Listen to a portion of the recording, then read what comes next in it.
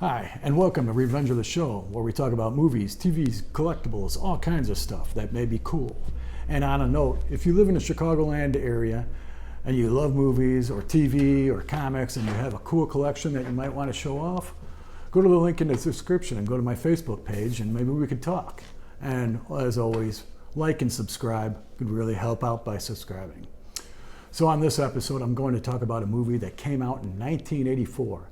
And it's on the Criterion Collection Blu-ray, which I watched, and I have to say, the quality is great, the picture looks great, and extras are pretty good too.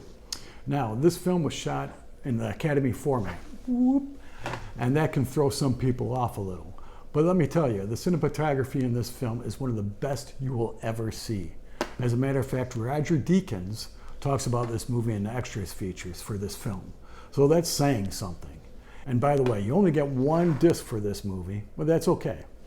Now, this movie starts out with being very surreal, with the movie getting more handheld with a steady cam as it goes. You have to remember the cameraman, Adensky Radamugusnov, right there, holding a big, heavy 35mm film camera around in all kinds of conditions, is very impressive. This movie follows a young first-time actor by the name of Adensky Konachenkov, right there, as the character Flora, who was only 13 when he did this very intense movie.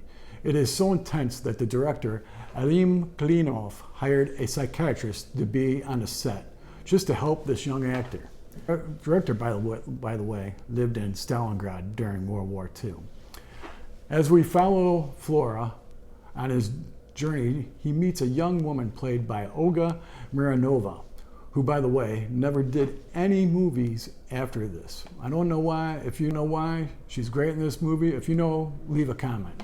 So she plays Glasha, and the relationship is very interesting. I don't want to give anything away, so I'm just going to leave it at that. There is a scene in this movie where bombs are blowing up near them, and a lot of bombs, and they were really real bombs with flak and shrapnel and all that stuff.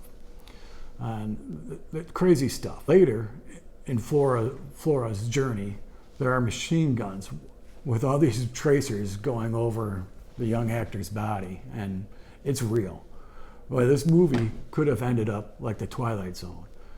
If you don't know what I mean by that, look it up. It's effed up.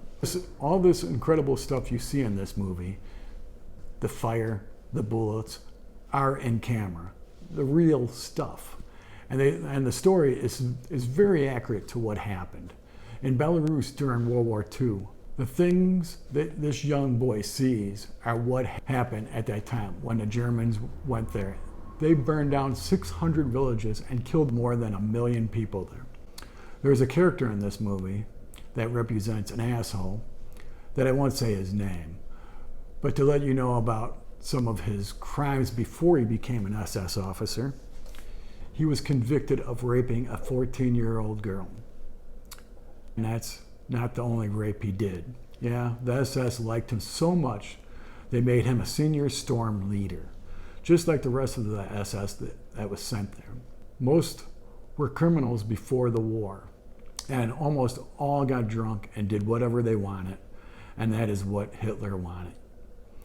Yes, this movie is hard to watch, but it also has its beauty in how it is shot and told. Apocalypse Now claimed to be an anti-war movie. More war movies say the same thing, and I think they missed the mark. But this movie, I believe to be maybe the most successful anti-war movie ever made. It says, come and see, as to dare you. And it may be asking the question, who are we? And if you were there, what would you be afterwards? What would you do? You must see this movie. No pun intended. Everyone should see this movie to understand that there are Dante's Infernos in this world. If you love history, you must see this movie. Now, I will show you the trailer, and please like and subscribe. Thanks.